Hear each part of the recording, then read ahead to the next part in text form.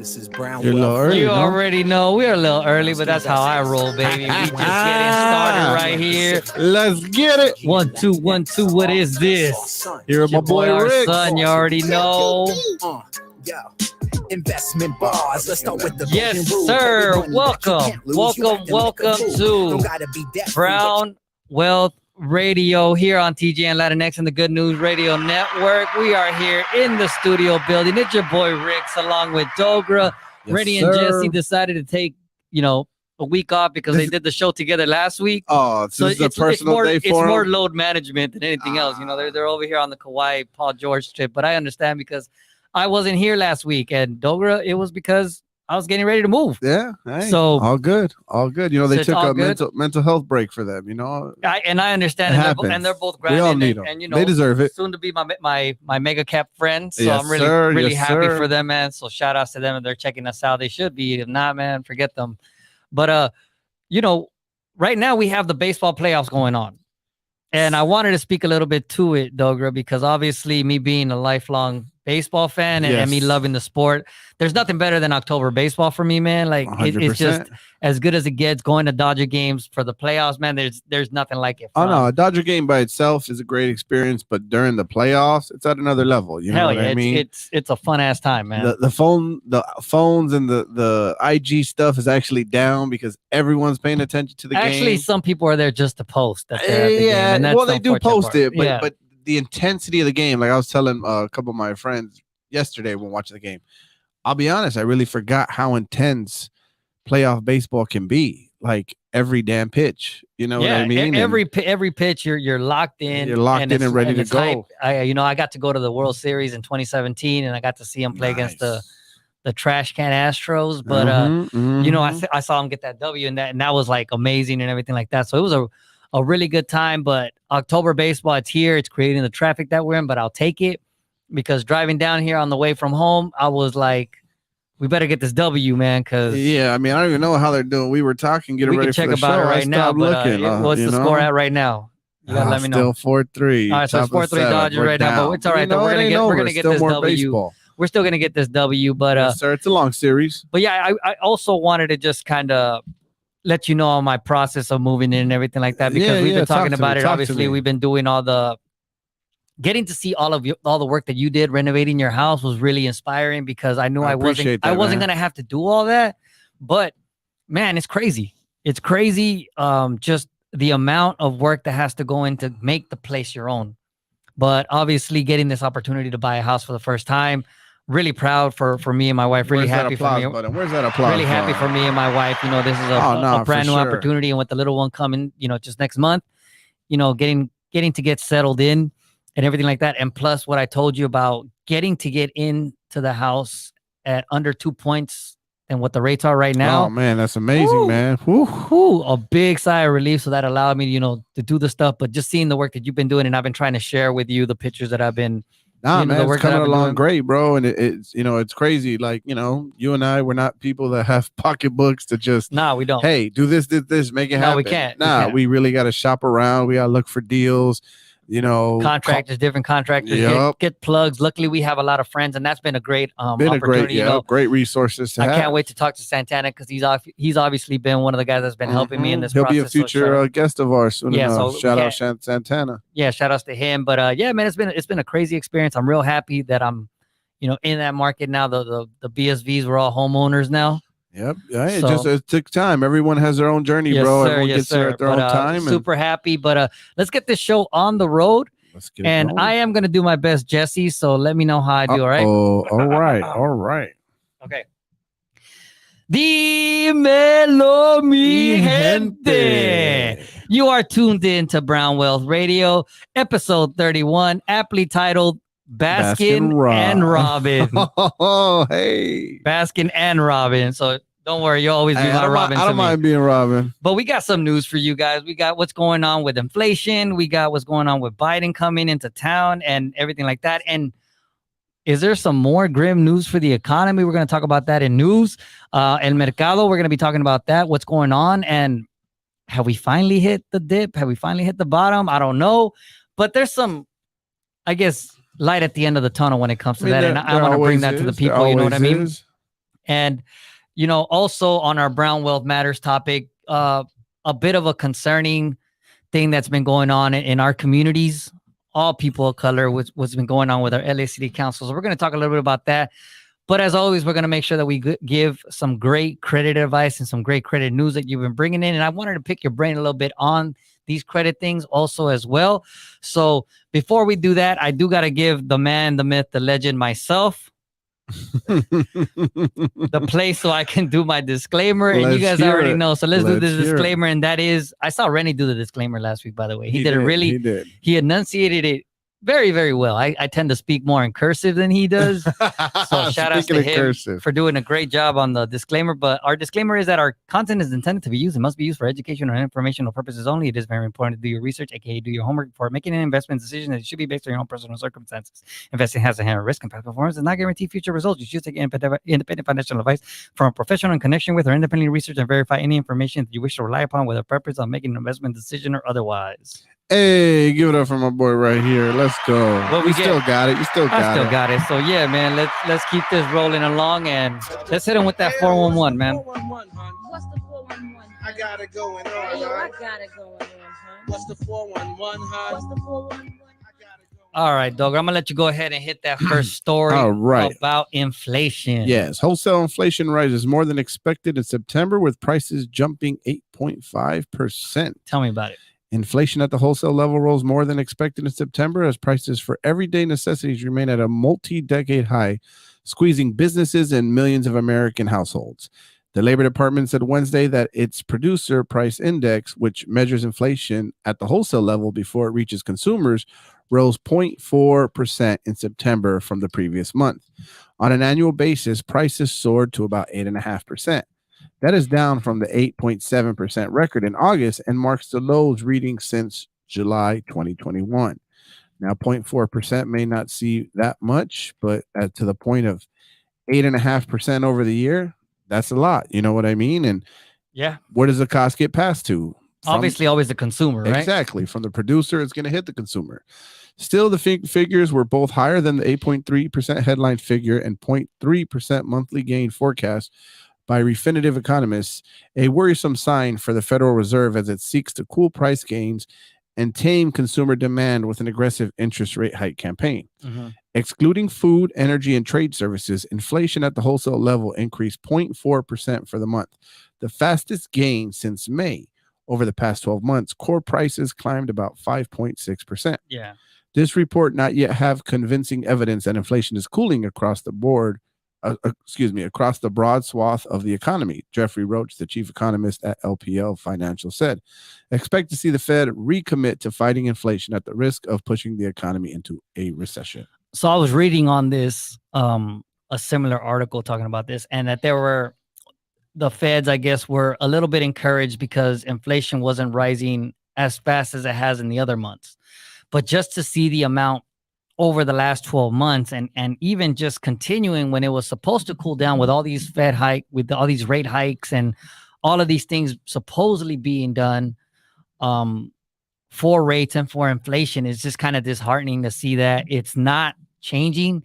And in fact, gas has probably shot up the most from what I've seen over the last couple of weeks. Well, kind of like to your point, you said, yeah, the inflation, them raising the rate, it hasn't slowed down inflation as much. Yeah. You know what I mean? And that's because, the producers, the people that have the ability to take advantage of what's going on right now are going to do it. Yeah. They want to increase their profits as much as they can. Gas isn't going up because there's a scarcity of gas, that like the supply and demand changed. Yeah. It's not at all. It's those that control the gas prices, has the ability to manipulate it. They're going to do that, and they don't care if the inflation, if what the Federal Reserve does. Yeah, because you could talk about what Biden had tried to do as far as getting all those reserve gallons of gas and everything like that. But the fact that they shot up about $1.10 in most cases out of nowhere, in the last couple of weeks, that was crazy. And then obviously you still see all of these rate hikes going up. And that has to do with the CPI report that's going to be coming out tomorrow. And I'm going to speak a little bit to that. And what's going on with that is, the stock market ended today slightly lower as the data inflation, kept moving up. And we are going to be seeing the CPI report coming out soon, but the September Producer Price Index, which is the PPI, and that speaks to a measure of prices as a wholesale, it rose up 0.4%, like what you were talking about. Although it had fallen 0.2 last month, and we were hoping, maybe there might be a little bit of continue down that path. Yeah, we're going to be kind of keep going down. And we do have the CPI report coming out on Thursday, but if prices remain elevated, it shouldn't be a surprise to see producer goods and services keep rising. And keep in mind that the increase is still below what we're seeing consistently month to month earlier this year. But the Feds has their work cut out for them, because if it is hot, meaning the consumer price index keeps going up, there may not be a clear-cut road to how soon inflation will get tamed. And as Cesar Leo joining us has said, that these things are crashing and these things are done on purpose. So I do kind of agree, and it's kind of to like the point that you were making. Shout out Cesar Leo. Yeah, shout out Cesar Leo, man. Great show. What's up, Great Matt? Show. But yeah, it's very... Well, I mean, it just goes to show, the whole reason they raise the rates is to tame inflation, right? Yeah. If it's not working, what do you think they're going to do? They're going to continue to raise the rates. There's talks of it going to 10+% next year. Yeah. You know what I mean? And, a year ago, 6 months ago, you tell me that, nah, it's not going to happen. It can't keep going up. You're thinking. You think. Yeah. Nah, it is. It is. You know what I mean? And, gas is a perfect example, like there's no care in the world with those that are selling the gas, where inflation is, what the Fed Reserve is putting as the interest rate. You know what I mean? And it makes no sense to me how much we're spending on gas out here in California, but Florida is $2-3 cheaper. Yeah, exactly. So right, obviously my boy, Matt? something's going on over here. So let's keep talking about the economy. And the International Monetary Fund, which is the IMF, their chief economist said that the worst is yet to come for the global economy. In a story in Yahoo Finance, the IMF downgraded its outlook to the global economy next year based on the effects of the war in Ukraine, global inflation that requires interest rate hikes, and also the slowdown in China. So in short, the worst is yet to come. And for many people, 2023 will feel like a recession, IMF chief economist Pierre-Olivier Gorinches said. More than a third of the global economy is expected to contract this year or next, while the three largest economies, the U.S., the European Union, and China, will continue to stall. And they expect the growth in the U.S. to clock in at 1.6 this year, which is 0.7% lower than the forecast in July, and potentially only a growth of 1% in 2023. So just that number right there, like we're talking about growth going up only 1% in the next year or so. So, that's pretty crazy. But Russia's invasion of Ukraine continues to destabilize the global economy, leading to a severe energy crisis in Europe that's sharply increasing the cost of living and hurting their economy. So obviously we've been talking about our inflation, but European energy prices have been skyrocketing. Oh yeah. Well, when that's what happens when you have most of your energy coming from Russia, a country that you're not agreeing with what they're doing and causing issues. So yeah, but I mean, it's just a very unique time for the world. Yes, we're having issues here in the United States, but China's a very strong world power in this world, and they're having their issues too. They're peeling back the onion over there, and those numbers are a little bit more fugazi than real. They're definitely more fugazi. That a housing market over there, my gosh, it makes 2008 what happened here look like nothing. Yeah, and and that's the crazy thing, that even hasn't fallen yet. When you have your three biggest economies with the U.S., the European Union, and China, and they're all stalling, what does that do for the rest? Obviously, it's gonna trickle down. Oh yeah, definitely way more harshly, 100% to consumers, to third world countries, to development, to all of these things that we need to get. And they finished by saying that it's important for countries to raise rates and bring inflation under control, since front-loading rate hikes and aggressive monetary tightening is critical to keep long-term inflation expectations in check. Overall, the IMF endorsed the Federal Reserve's approach to monetary policy. So basically what that's saying is they want these countries to continue their rate hikes. They want inflation to get stalled as best as they can to continue with this. But what we're seeing is that there hasn't been an inverse. They both have been kind of rising. It's like the little kid that's scared to jump in the pool, keeps putting their toe in the water. Rip the Band-Aid off and jump in. Like, if it's going to be a recession, let's face it and let it happen. So raise the rates if we need to raise them. Raise them to whatever you think is going to get the inverse you're talking about. Yeah, and but the unfortunate part when you see that is that, as you said, the whales, the ballenas, the people in charge, they're taking advantage of these rate hikes because people still have to borrow money, especially now. So you get them to borrow money at a higher rate, you're only coming out better. No, 100%. And what are people doing? Increasing their credit. Their debt's going up. Getting more credit card, using it more. With more APR. Yep. And the interest rate, digging themselves in bigger holes. Shout out Cesar Leo over there talking about the Great Reset, whether you like it or not. I don't know if it's going to be that much, but he says we will own nothing and be happy. I don't think I'll be happy about it. I mean, hey, you got a point there. I've gone to India. I've gone to the slums of India where people are living on the street with nothing to their name, and not their smiles, their demeanor, the way, how happy they were. It was shocking. So there is some truth to that. And shout out to my boy Matt over there. One way to circumvent all this inflation is go find the next gig that's going to get you a 10 to 15% pay increase to offset the inflation. Well, when we're able to jump around and get gigs like that, Matt, you let me know. Because, the young way. Yeah, these young kids don't mind jumping from ship to ship. I'm more of a loyalist myself, but to each their own. No, we're each their own. But I'm gonna go ahead and let you get the last story, though. All right. So Biden is trying to remake the gig worker economy. Hold on 1 second. My thing just messed up. That's all right. You got it or what? Hold on. Just click it. It's not going down. Oh, there we go. The Biden administration has released a long-awaited proposal that could make it easier for millions of truckers, Uber drivers, freelance writers, home care workers, and janitors to be classified as employees rather than just independent contractors, a shift that would grant them across to a host of federal labor protections. The Biden administration 184-page proposed rule would change how the federal agency determines who constitutes an employee or an independent contractor under the Fair Labor Standards Act, the 1938 law that determines eligibility for protections like minimum wage, overtime, Social Security, and unemployment insurance. It's the latest development in a legal back and forth between presidential administrations that stretches back more than a decade. If the rule is finalized, it will almost certainly be challenged in court. The rule could have ramifications for the so-called gig economy. Companies like Uber, Lyft, and Instacart have argued that classifying their drivers as employees rather than contractors would devastate their business models. Other self-employed workers defend their independent contractor status and say they prefer the flexibility and autonomy they're afforded as they seek to balance other priorities in their lives. If the Biden administration's proposed rule goes into effect, a big if, it could have significant consequences for workers and businesses alike. So this is an interesting topic for me. Yeah. I think, holistically, I get what Biden and the administration is trying to accomplish. They really are trying to bring positivity.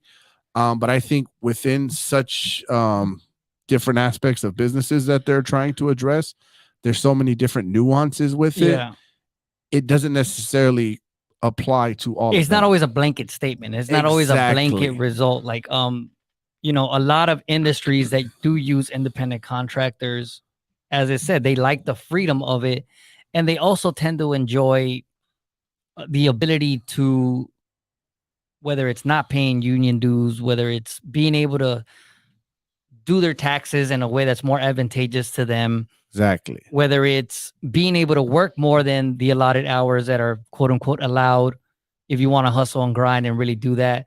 Now, as far as creating unions or being under these type of employee benefits, one of the biggest things that is done through that is healthcare insurance. Mm-hmm. And with the rising cost of healthcare insurance and the rising cost of just healthcare and all, it's very advantageous if you're barely making ends meet.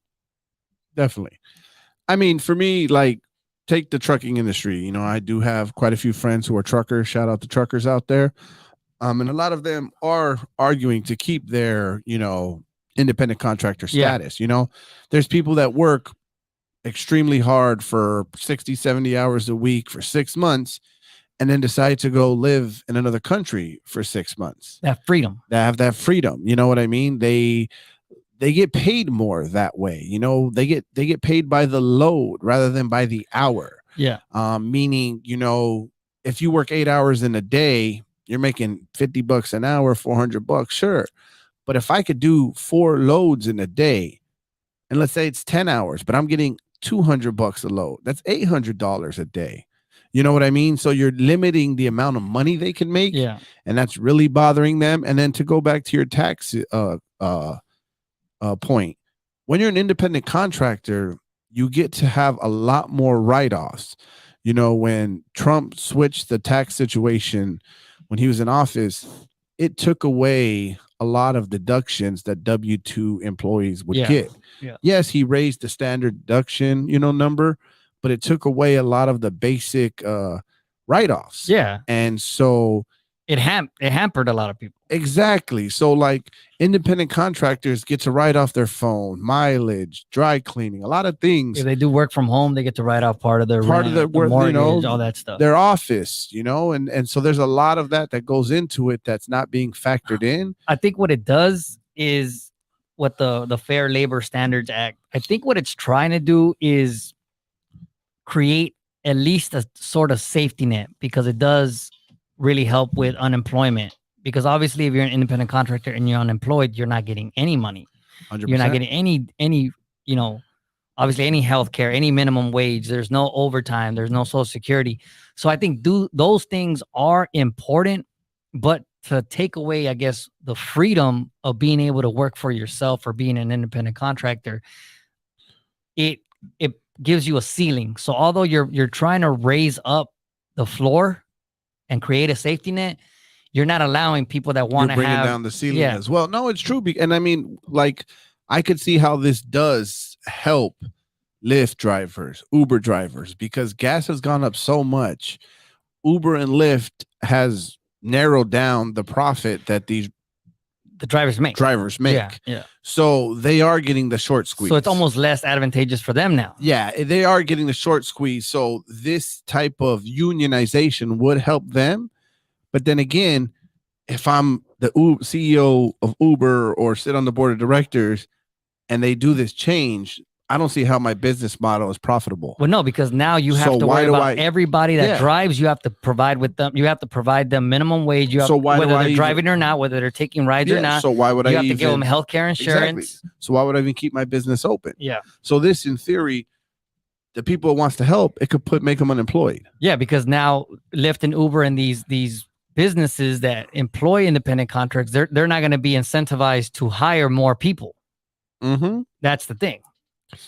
Yeah, man. I mean, capitalism's a cold world, man, in a lot of ways. You know, it can't help a lot of people, but there's a lot of companies out there whose business model is to, you know, go through their employees. Yep. To recycle employees every year. So that is the news. But remember, every time that you read the news, if you don't read the newspaper, you're uninformed.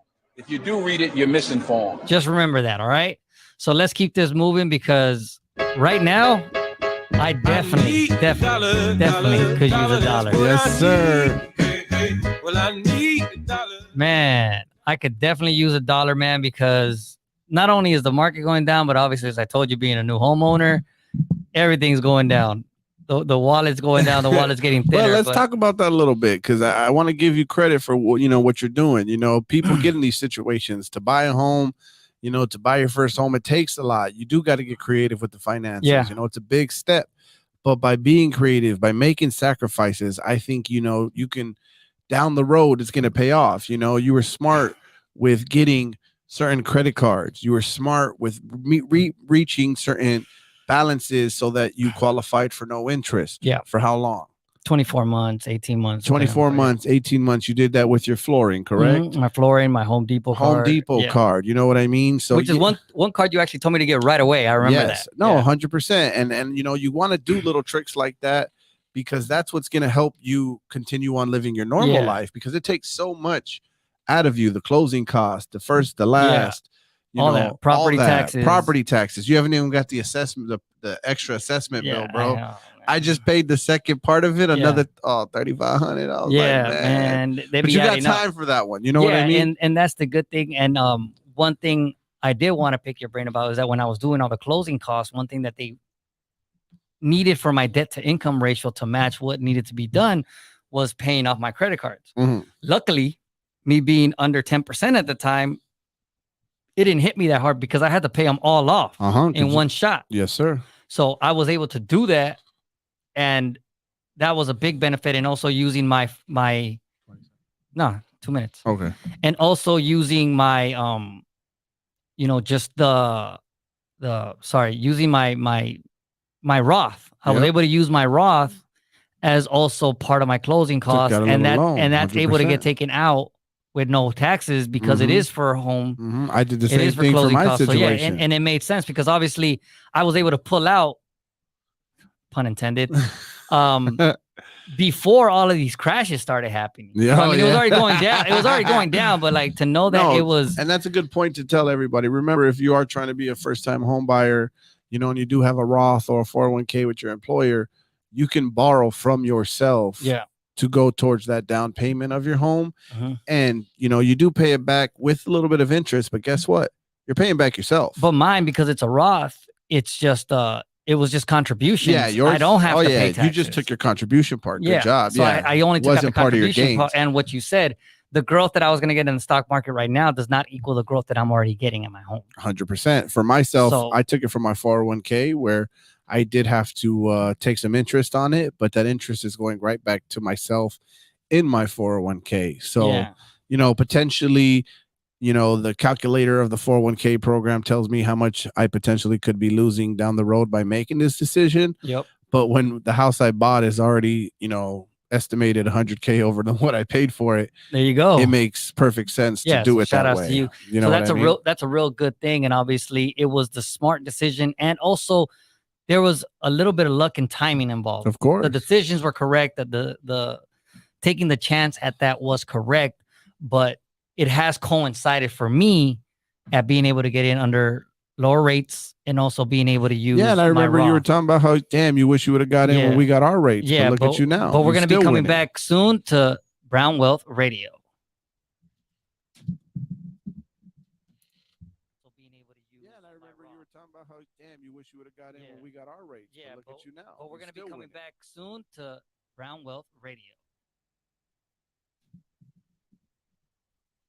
So being able to use. Yeah, and I remember you were talking about how, damn, you wish you would have got in when we got our rates. Yeah, but look at you now. But we're going to be coming back soon to.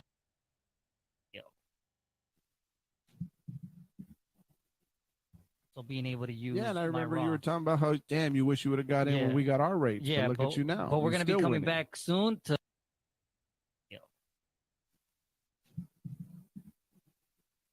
So being able to use. Yeah, and I remember you were talking about how, damn, you wish you would have got in when we got our rates. Yeah, but look at you now. But we're going to be coming back soon to.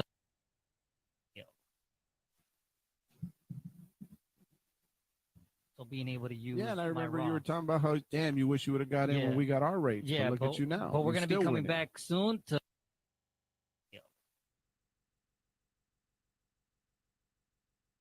Being able to use. Yeah, and I remember you were talking about how, damn, you wish you would have got in when we got our rates. Yeah, but look at you now. But we're going to be coming back soon to.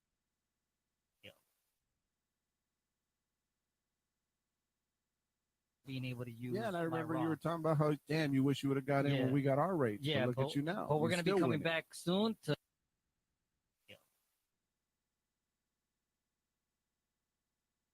Being able to use. Yeah, and I remember you were talking about how, damn, you wish you would have got in when we got our rates. Yeah, but look at you now. But we're going to be coming back soon to.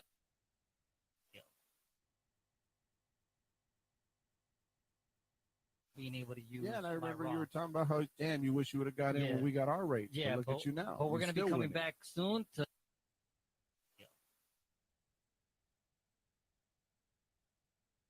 Being able to use. Yeah, and I remember you were talking about how, damn, you wish you would have got in when we got our rates. Yeah, but look at you now. But we're going to be coming back soon to.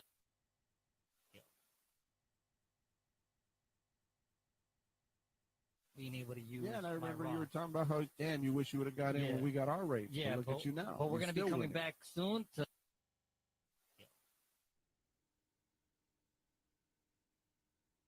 Being able to use. Yeah, and I remember you were talking about how, damn, you wish you would have got in when we got our rates. Yeah, but look at you now. But we're going to be coming back soon to.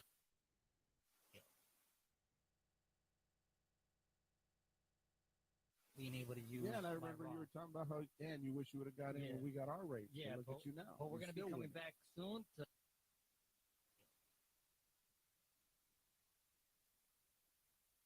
being able to use. Yeah, and I my remember raw. you were talking about how, damn, you wish you would have got in Yeah. when we got our rates. Yeah, Look at you now. but we're You're gonna be still coming winning. back soon to.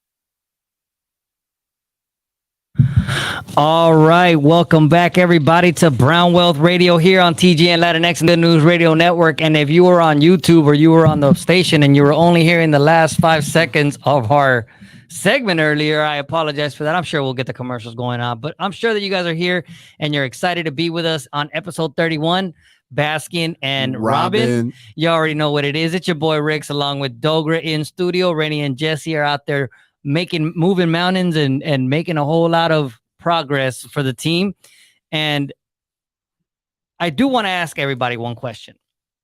Everybody, meaning just me? Just you for right now. Okay. But do you know anybody that would like to join us and be part of the team here at TGN Latinx? It's a good question. You know, I've heard people talk about, oh, I see what you do. I'd be interested in doing that. There you go. Well, right now, you actually can, because if you're interested, we are looking for new shows on TGN Latinx and the Good News Radio Network where you could be part of our team and you could come in and do any type of topic that you want, whether it's business, sports, talk, radio, whatever it is. If you're interested in doing something like that, make sure you hit us up on the DM or hit up TGN Latinx or the Good News Radio Network on Instagram and let them know that you want to be part of the team, because we're out here moving and doing some big things. We have some great shows lined up.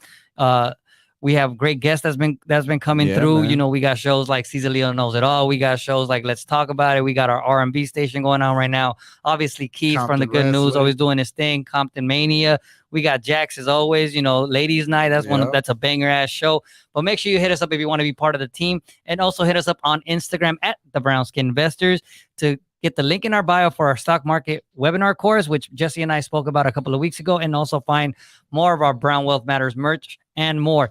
But before we went on the break, we did get the head start to El Mercado. So I'm gonna go ahead and bring it back because I want to hear that song again, because I need it. I need a dollar. All right, so El Mercado, man, I think you already know what it is, bro. And that is that we're not doing very well. We have a red day, and obviously I can't find red wine. I don't know where it's at. I think it got taken away. Wine. There you go. Hit him up with the song. Yeah, man. So the S&P 500 went down 11.81 points to 3,577. The NASDAQ went down 9 points to 10,417. And the Dow Jones went down to 29,210 points by going down 28 points. Now, when I was doing these new numbers on our screen and everything like that, it was kind of disheartening because I kept writing down, and typically I'll just change the last 3 numbers. And this time I was changing 4 numbers. Oh, wow. From last week. Mm-hmm. So I was like, man, what's going on? But then I did a little bit of my research and I decided to zoom out. Yes. And zoom here's out. some great when numbers. In doubt, zoom out. Yeah, here's some great numbers. And just think about when we were at possibly our worst. When was that? 2020, right? Yeah. So in March of 2020, the S&P 500 was at 2,300. Oh, wow. Right before that, though, before like everything crashed and before the pandemic, it was 3,380. So even now, after 2 years through a pandemic, through a crazy ass inflation, through a recession, all these bad things, over the last 2 years, it's still up. Mm-hmm. It's still up 200 points. Yeah. So again, if you're in the business of long-term investing, and it's something that we do continue to preach here at Brown Skin Investors, because we want our communities to keep building wealth. And it's not about the quick buck. It's not about the quick gain, but it's over time and allowing your money to work for you. And although it hasn't been matching inflation rates, you're still winning over time. So that's the biggest thing that I wanted to share with everybody. And one thing that I wanted to continually stress, because it's very easy to get down on your dumps when you have money in the market and you're like, damn, it just ain't going up. Well, the truth is, if you were investing 2 years ago, you'd be up still. I mean, even if it ain't going up, it's not under your mattress where it for sure going down. Exactly. With the rate of inflation where it is, under your mattress, sitting there in your savings account, sitting there, not your emergency fund, but I mean, just in your savings account, it's going down because of inflation. Uh-huh. You know what I mean? And just like what we talked about all in the news about the economy not being where All it needs in to the be news. with inflation, why would you expect the market to go up? Market's somewhat of an indicator of how the economy's doing. Exactly. But give it some time. I mean, unless you're like Caesar Leo and think the world's gonna end or something, give Unless it you time. want to go down that rabbit hole. I see you. Give it time. I see what you're doing. But yeah, it was kind of cool to just zoom out and take it all into real perspective, because obviously what we really preach is long-term investing, finding, buying, and holding, and make sure that your money's working for you. So again, take that tip and don't freak out when you see these red days. But let's keep this moving, because we got to go to our favorite segment. We all know what it is. It's our credit segment. So let's keep this rolling. Everything around me green. Get your money. Yes, sir. Credit rules everything around me, baby. So yes, I know with the interest rates being what they are, APR going up, credit's even more scarier now. There's a reason why everyone's getting more credit card offers as well. They want to take advantage of people. They know people are going to get a little tighter with money, be a little bit more desperate, need to get more money out. So like I always say, live within your means, spend what you can. Don't go beyond that. If you're in a tough situation, you need it by all means, but really commit to something, challenge yourself to, I'm going to go this far into debt. And this is how my plan of action to get out. You know what I mean? I can't stress that enough. I've had a lot of people slide in the DMs talking about it. And, I just don't want to give credit advice to where it then hurts people negatively, because that's not the point we're out here for. Yep. But one thing I wanted to talk about in the news that I mentioned, I think 2 episodes ago, was about how there is, Congress, there's people trying to change the laws of how the credit system works. And there's something called the Credit Card Competition Act of 2022. Yep. And when I brought it to the show and the attention, it was like, oh, there's talks about this bill that they're going to do, and how everything else works in our government. It's going to take a very long time before it really goes through the motion of things and has a chance to be passed. Well, little did I know that Senator Dick Durbin and Senator Roger Marshall actually pushed to slip the Credit Card Competition Act of 2022 into the National Defense Authorization Act. You guys know what that is, right? That's the bill that Biden's been about to push, right? That's about to happen. You know what I mean? And this prompted a lot of alarms for banks, credit unions, and other financial services providers who argued that move would upend credit card loyalty programs. So I'm here to report that it was ultimately unsuccessful. They didn't allow it to be slipped into a completely different bill that had nothing to do with credit, because they have done this type of things before and it has passed. But it just puts into perspective how things can happen. And I'll be honest, I really don't know which side of the fence I'm on about this. I am someone that has taken advantage of credit card points and credit card loyalty programs. I implore other people to do it as well. I think a lot of people can benefit from it. But to the other side, to think that, by putting more than just Visa and MasterCard as credit card companies that could have these type of transactions, and which potentially would lower the cost of transaction fees and help everybody who use credit cards. I'm all about the people. I definitely would want to see that too. I'm just very reluctant to believe that, if this bill passes, what they're saying in theory would actually come to fruition. You know what I mean? Because companies are paying less for their transaction fees when you use your credit card at their business establishment doesn't mean they're going to lower costs. It's the same thing with gas. You know what I mean? That I was saying earlier. So I'm kind of leaning more on the side of I'd rather stay with what I do know, and that is the benefits of credit card points and loyalty programs and things like that, rather than we pass this law, everybody goes rah, rah, rah, cheer, things are going to get cheaper. It's going to improve the life of those who use credit cards and lower the cost of it. I just don't believe it's going to happen. What are your thoughts, Ricks? I mean, I think it ends up being, can it be done in this political climate, in this economical climate? That's a good point too. Does it make sense, fiscally to do this? And obviously, at the end of the day, who's going to end up taking the cost? And is that something that we can continue to keep taking on and lose the benefits and lose all these things that you were talking about? Because if they do pass the bill, chances are, there won't be as many points, there won't be as many rewards. And that's obviously what we want, right? That's the reason why we want to use credit. That's the reason why we want to leverage that, because if we're paying interest and we're paying, more than what we borrow, you want to have some sort of incentive. So And I mean, there's a reason why it wasn't successfully put in the rest of that other bill. And that just goes back to how much lobbying money these credit card companies and these banks have. Yeah. You know what I mean? It just goes to put in perspective how our government works. You know what I mean? If imagine these credit card companies and these banks not having the power that they have, this bill would have gone through and potentially we would see some benefits from it. But stay tuned to what's going to happen. We will see. We'll continue to watch it. And I'll have some more credit stuff for you tomorrow on the IG if you guys jump on. Nice. I can't wait to see your post on IG. But let's keep this moving because we got more show coming up, and let's hit it with our Brown Wealth Matters topic. De la historia negra, de la historia nuestra, caballero. Y dice así.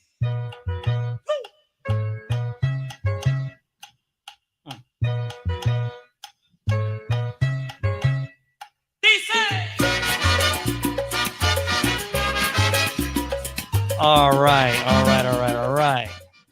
So on today's Brown Wealth Matters topic, I wanted to delve into something that's been going on specifically in the city council. And that is based on the remarks of Councilwoman Yuri Martinez that she made in a closed room, obviously speaking to council members Gil Cedillo, Kevin Leon, and the Los Angeles County Federation of Labor President Ron Herrera.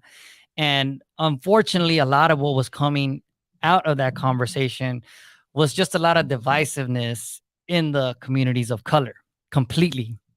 Whether it was speaking on Councilman Mike Bonin's son, who is black, Koreatown, speaking about Oaxacans, speaking about, just the divisiveness in the communities of colors, all because of these dislikes or wanting to change the redistricting that's going on. So I have a little bit of the information that went on, and so they had a closed, they were recorded in a closed session or conversation, whatever.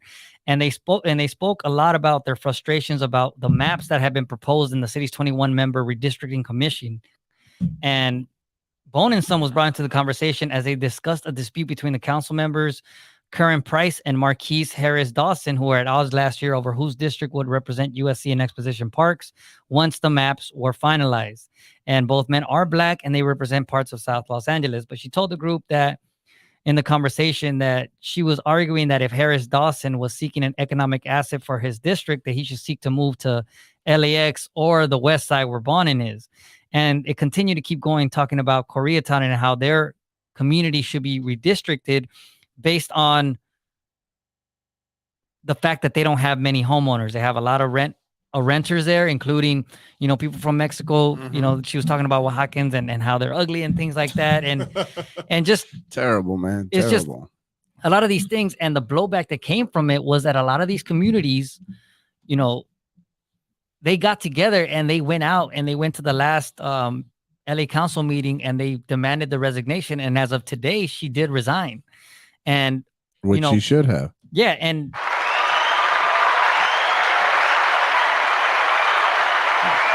as Cesar Leo saying, LA is, although we have a very diverse community, it's not a melting pot, unfortunately. It's an international buffet. I really like that.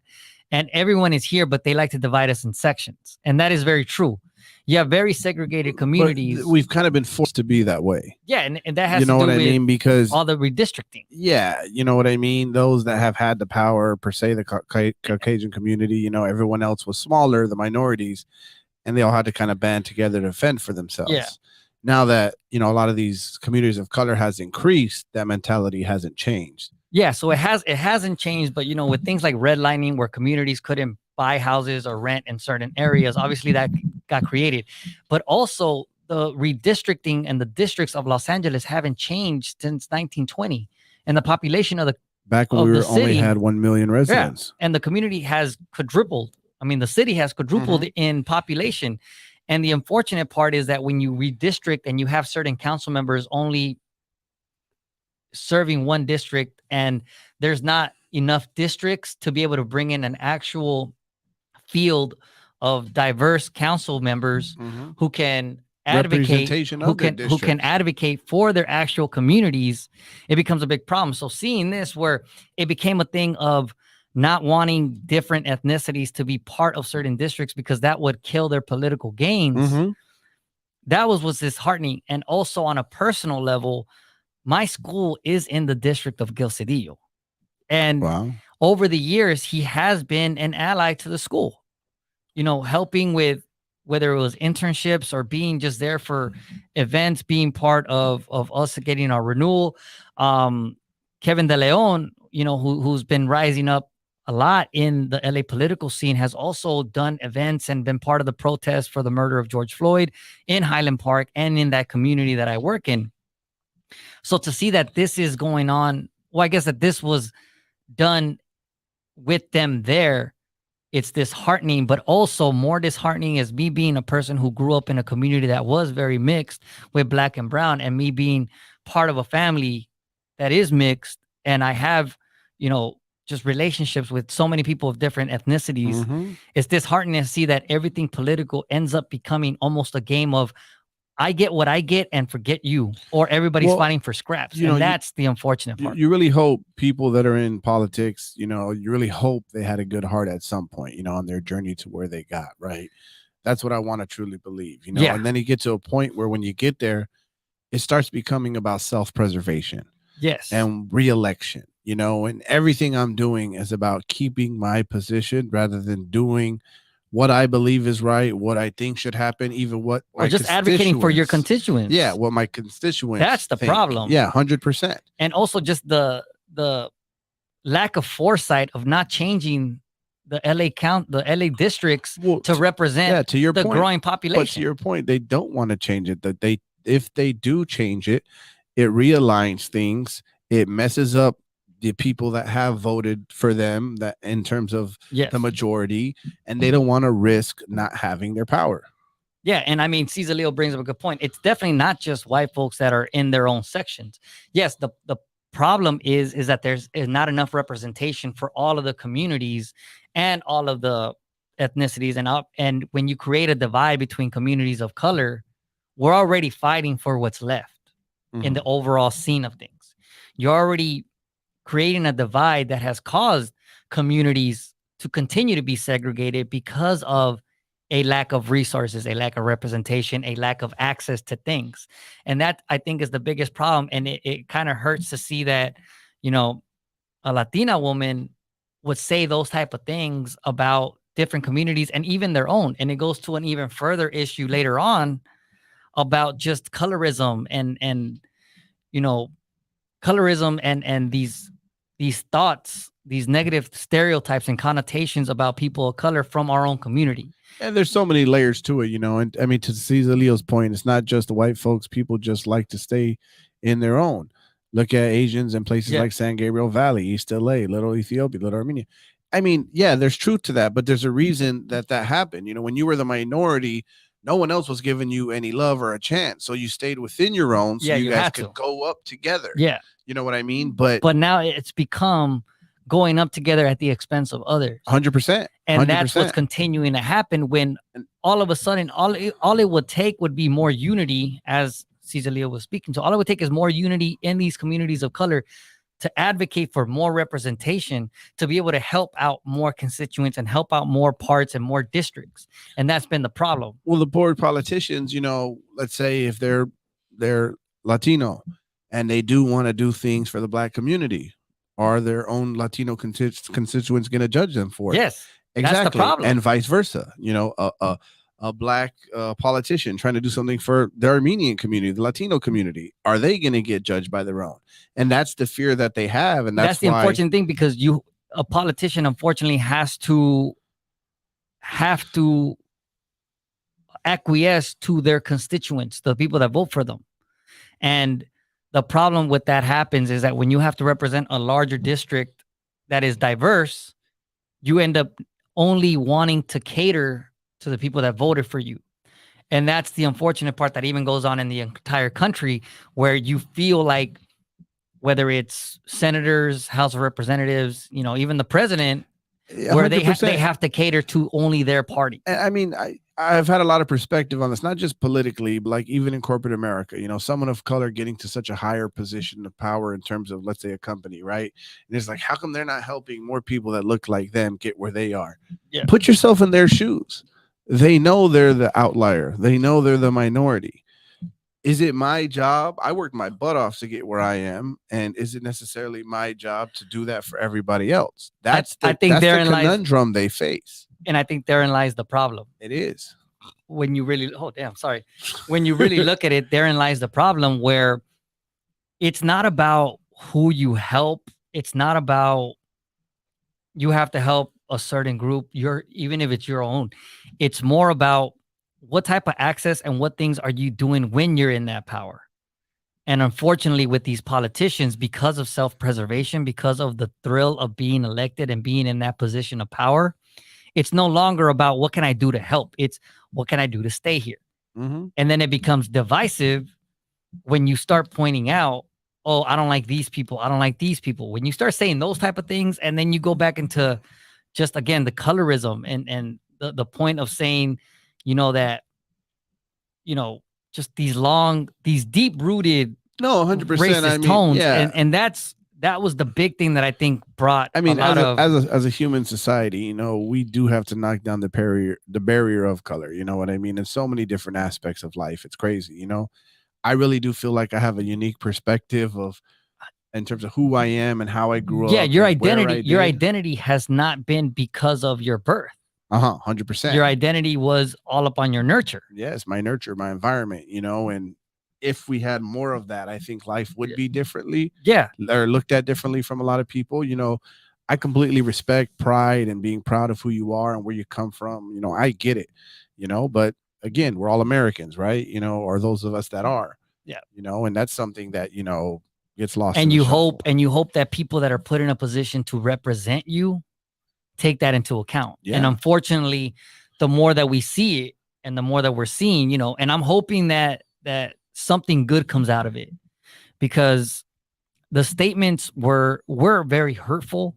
They were very divisive, but I'm hoping that something comes out of it where there is actual more unity between our communities of color, where it's not about fighting for scraps, but fighting to build something overall. Mm-hmm. And that's more grand, that's more, more positive and things like that. So I wanted to speak on this, and obviously seeing the repercussions, and we're obviously in the cancel culture, and people are getting, people have been getting, repercussions for what they say, which is good. It's still very important to talk about what can be done afterwards, what can be done because of this, and what can be done to get out of this situation in a much better light. So that's really, that's really my diatribe. That's really my little spiel about what I wanted to talk about it there. But overall, what do you think can come out of this? I mean, unfortunately, I think what's going to happen is just, again, just be careful what you say. You got to keep those thoughts inside rather than real so change is is that going to be the only lesson? I feel like that's what always happens. You know what I mean? Until one of these happens again. And then again, people backtrack even more. And then later on again, and then again, backtrack, because the root of it isn't about the color. The root of it is about how our political system is in general. You know what I mean? But I do think the colorism and the divisiveness is the root of the problem when it comes to our community. That's when that's in terms of the community, but I'm talking about these politicians. Yeah. In terms of getting there. Yeah. You know what I mean? So it's, I guess you would say that their hurtful and divisive comments came from a position of wanting to stay in power, as opposed to just deep-seated hate. Do you think that? No, with her specifically. What she was saying, man, what she said was on another. She said, you don't call a child a monkey. I don't give a damn what color.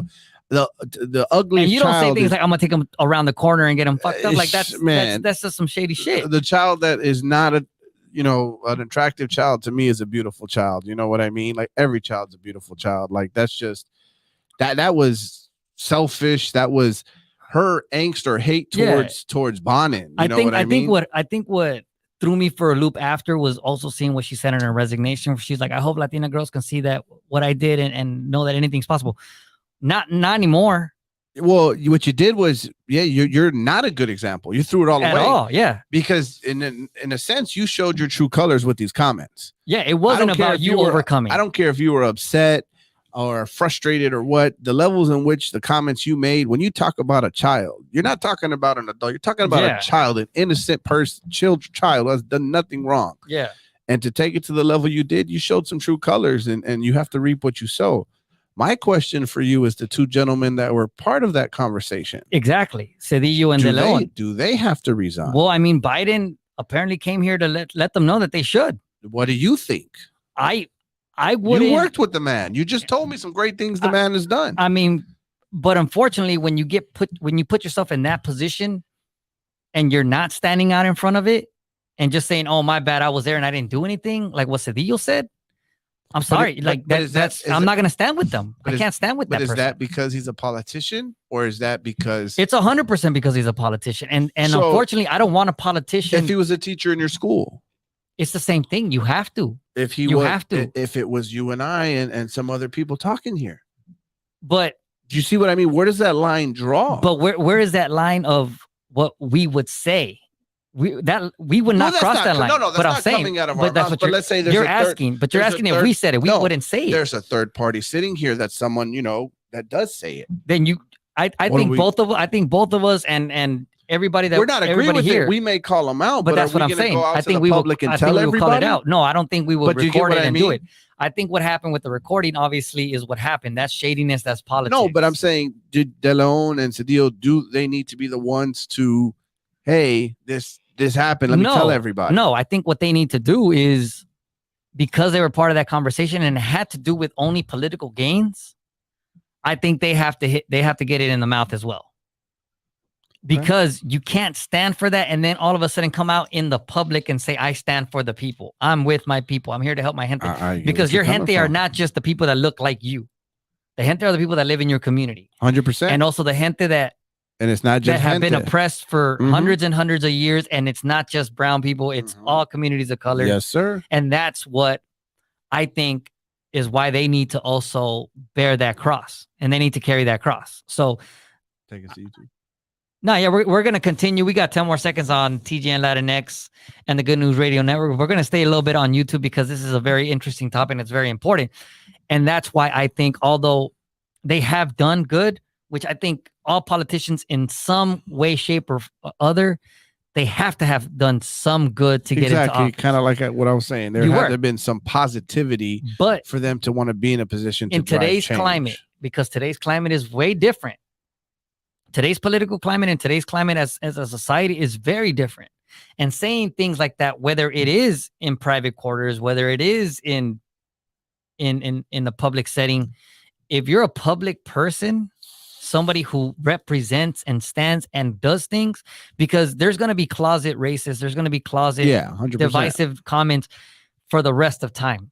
And that's just people. Hopefully not, but but it's gonna happen. Hopefully not. We're gonna keep mixing. Baby. When your business, we're gonna keep mixing. Oh yeah, we're gonna keep mixing because let's get everybody together. But when you make it your business to be out there in front of the limelight, and you want that power, I'm not disagreeing with you. I was just asking you that question. I think Biden coming was good because he's coming here to show that, and also Eric Garcetti and Gavin Newsom, they both say, get him out of here. Nah, you got to go. No, 100%. You know what I mean? And the thing is, De Leon was rising really, really fast in the California political landscape. Like he was like the senator. He was gonna be the senator. And it's crazy because was Cedillo and De Leon getting close to her because who she was in her position of power? The closeness of that was because they were trying to figure out a way to keep the redistricting from affecting their districts.